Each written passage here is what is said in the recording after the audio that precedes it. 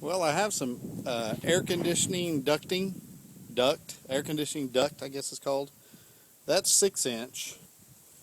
This over here is 8 inch, and that's what I ended up using. Just cut me a chunk of it off about, foot and a half long.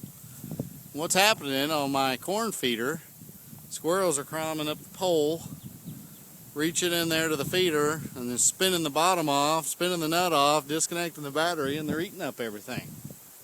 Eating up all the plastic parts. So they pretty much destroyed it. I gotta buy a cone on the bottom of that barrel to replace it. But I keep this here just barely running corn out year round just to keep the squirrels and deer and everybody coming in here. But dadgum squirrels are tearing this thing up. So I looked at some barbed wire to put on the poles and all kind of things, and I didn't think that would work. You can put round disc on the poles here, but I didn't want to mess with that. And then at home, I'm trying to figure out a way that I can feed my pigs and my goats and stuff while I'm gone.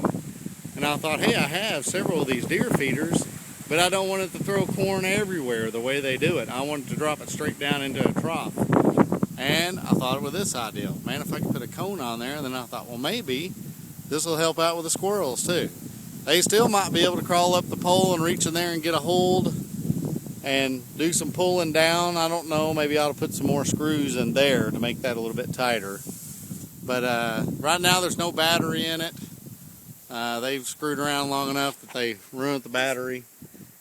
And I'm going to see if I can get another battery up here in the next few days and see what happens. But that's just some air conditioner tubing, duct, and I just cut some strips in it with my shears and just use some sheet metal screws and attach it up there. Of course, that's going to drop my corn straight down, but that doesn't really matter to me as long as the animals keep coming in and keep working this area.